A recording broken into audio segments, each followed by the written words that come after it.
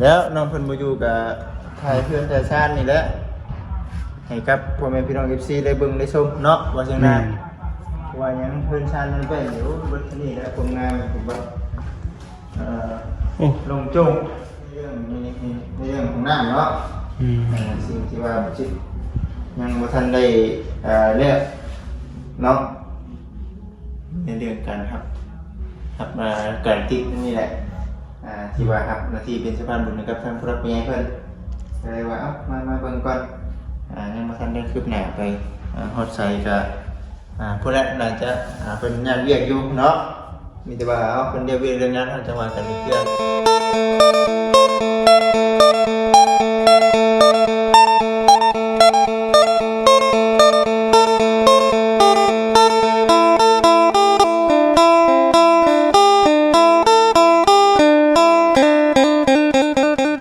พี่น้อยเนาะป้าท่อหลังจากเพื่อนน้องจ้อยแล้วพี่น้อยกะบ่ได้เข้ามาโดนเข้ามาแต่มื้อพุ่นแหละพี่น้องนั่นคือเดือนใหม่น้องจ้อยพี่น้องแล้วก็ทางบ้านเองก็บ่ได้เข้ามาเลยพี่น้อยเนาะก่อนอื่นก็สบายดีสวัสดีพ่อแม่พี่น้อง FC กันเบิดสุขคนนะพี่น้องเด้อเนาะว่าสิอยู่ภายในหรือว่าต่างประเทศพี่น้องเนาะก็ยินดีต้อนรับเข้าสู่ช่องของเบานาคือเก่าเนาะพี่น้องเนาะหรือว่าเบาเสียงนาพี่น้องมันมาน้ำกันพี่น้องก็บาจิตเพิ่นเนาะพี่น้องต้องมาคำเพิ่นบ่ได้มากับสถานีกับสิพา FC เขาเยี่ยมไปยามท่านน้องดาวเพิ่นเนาะพี่น้องเนาะจังได๋ก็ติดตามเบิ่งน้ำกันพี่น้องเพิ่นอยู่เฮือนอยู่บ่แก้วตัวถึงผู้รักผู้ใหญ่เพิ่นเฮ็ดให้อันนี้สบายดีพี่น้องเอ้ยเนาะน้ำกันคือเก่าเป็นมือกล้องทางบาจิตเพิ่นนำเลยพี่น้องเอ้ยเนาะมาเบิ่งก่อนเนาะมาชิมเนาะมาวันนี้เพราะเพื่อนน้องดาวเนาะพูดได้นี่เนาะบ่ถึงนะพูดแล้วพี่น้องเอ้ยคักดีนี่เนาะเบิดเท่านี้แล้วคงงามแต่ว่าได้ซะสำนี้ก็พอแล้วสำนี้ก็พอบ่โอ้บ่ธรรมดาเด้บ่จริงนะพูดข้างหน้าก็เนาะกำแพงก็ได้พี่น้องเอ้ยพูดแล้วงามพูดแล้วน้องดาวเอ้ยอยู่บ่น้องดาวอยู่เพื่อนจะบ่เพื่อนได้ไง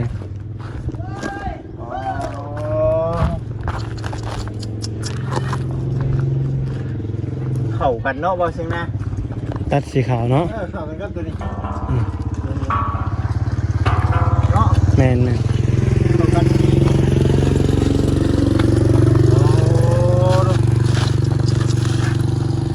ผักก็แล้วเนาะบ่จิตเนาะ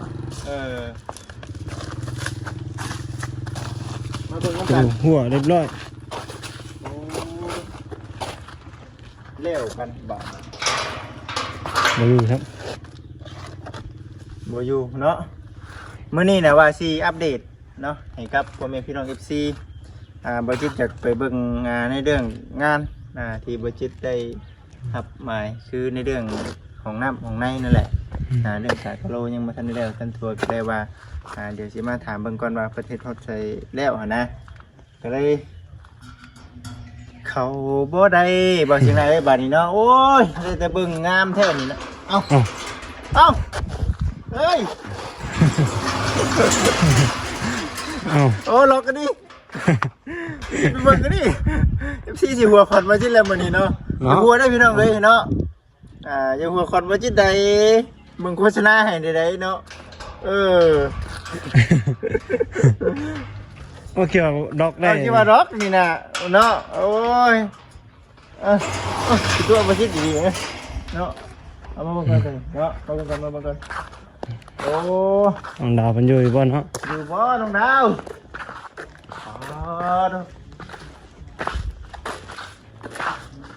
อยู่บ่ล่ะ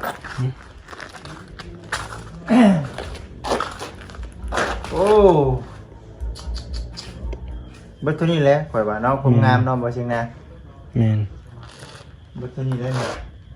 เป็นติดกันได้นี่ได้เนาะกันแบบนี้ดูได้เนาะเดี๋ยวเบิ่งไก่นี่จู้เจิดเนาะเจิดจ้าคักก็ดีได้พี่น้องเอ้ยคือว่างาม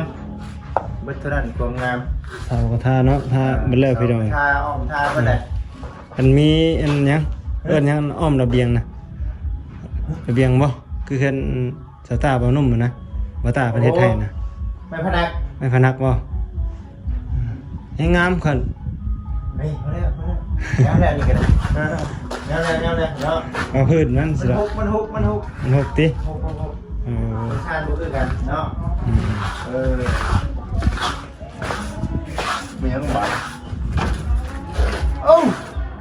เอามื้อนี้ไว้ล็อกมันอยู่บ่น้องดาว น้องดาวมันอยู่จักนี่บ่ คือบ่เห็นผู้ช่วยเพิ่นเนาะ ช่วยกับบ่ได้มามันนี่ บ่ได้มา ก็เกิดก่อนเนาะแล้วน้องเพิ่นมาอยู่กับถ่ายเพื่อนแต่ชาตินี่แหละให้กับพ่อแม่พี่น้อง FC ได้เบิ่งได้ชมเนาะว่าจังได๋ว่าหยังเพื่อนชาติมันเป็นอยู่เบิดที่นี่แหละผลงานผมว่าโอ้ลงจงคักแน่ดี แม่ สวยงามเนาะ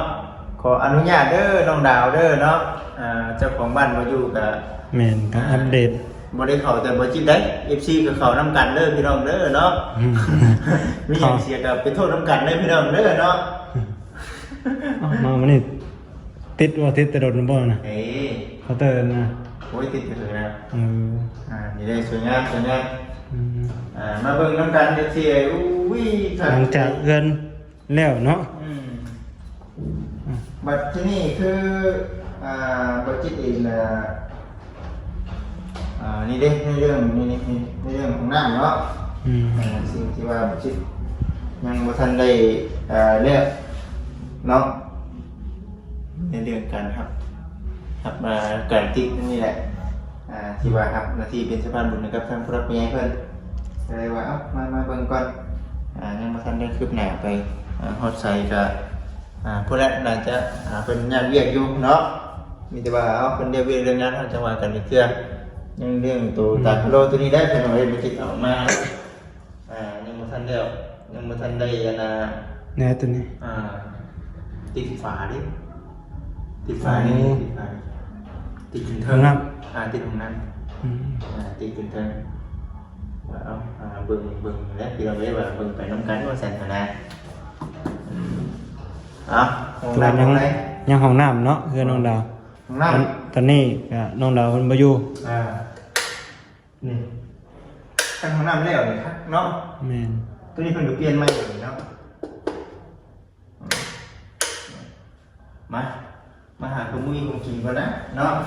ตู้เย็นเป็นของในบ่บัดนี้นี่โอ้นึกชมปนโจรเข้าบ้านแล้วบ่จิตนะเป็นโจรก่อนเด้อพี่น้องเด้อมื้อนี้อุ้ยเบิดเท่านี้แล้วเนาะหรือว่าเฮา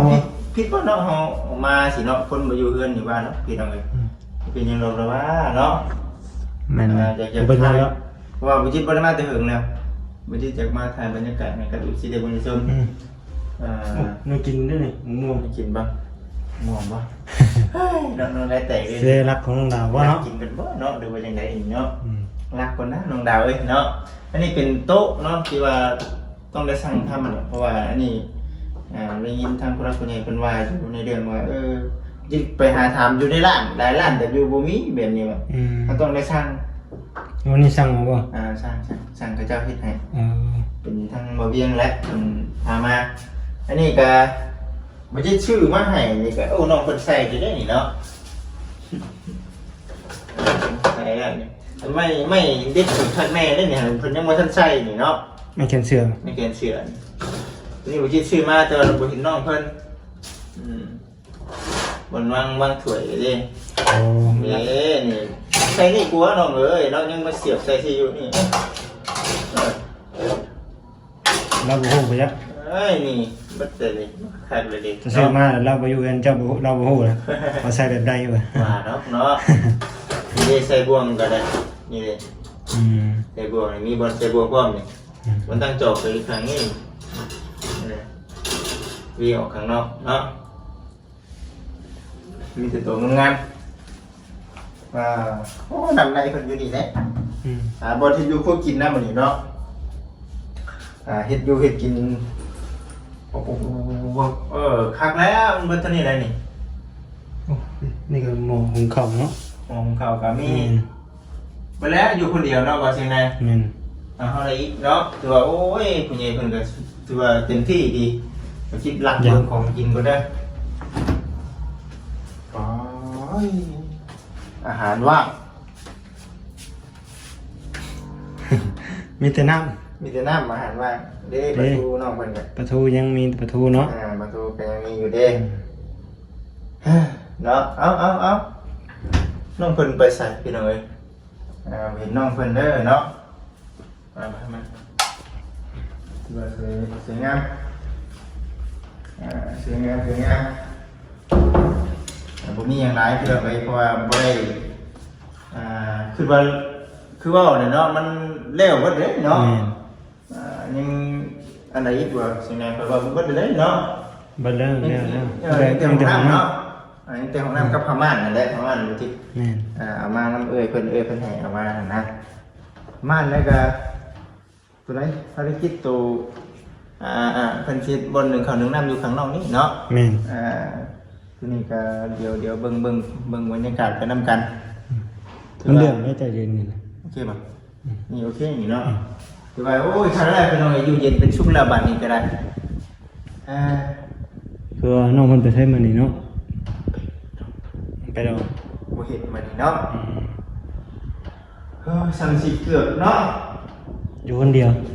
สั่งสิเกือบสั่งสิเลือกอยู่แล้วว่าอยู่ห้องใดว่าเพื่อนน้องดาวเป็นมี3ห้องเนาะมี3ห้องเนาะกว้างอีกบาทกว้างกว่าหมู่เลยเดี๋ยวนี้ ห้องทงก็กว้างเนาะ บนนั่งอยู่นั่งกินเนาะว่าซื่อนั่งเข้าไปออกนอกผู้ดีกินอยู่หันก็กินคุณดูนอกพุ่นก็มีบนนั่งอีกโอ้ยมันเบิดเท่านั้นแหละเราคิดว่างามแหละไปออกข้างนอกไปเชิงนั่งอยู่โดนเดียวปัจจุบันอันที่เดี๋ยวสิว่าขโมยอยู่ยังหล่นและเจ้าของเพิ่นบ่อยู่ว่ะ จะหน่อยมีแนวเหียบว่า FC มีเห็นบ่จิตเด้อว่าฉันเข้าไปทางในว่าฉันล่าสุดว่าฉัน เห็นเข้าไปตอนน้องเพิ่นบ่อยู่ว่าติ เยอะภาวนาให้มันมีอย่างเกิดขึ้นแล้วครับก็อัปเดตก่อนพี่น้องก็มีแต่ได้พี่น้องแล้วบอกชนะล็อกไอซีอย่างล็อกไปขังนั่นแหละ ตัว4บานประตูเพิ่นเนาะยังได้ย่างอยู่ปุ่นหน้าบ้านเพิ่นก็ได้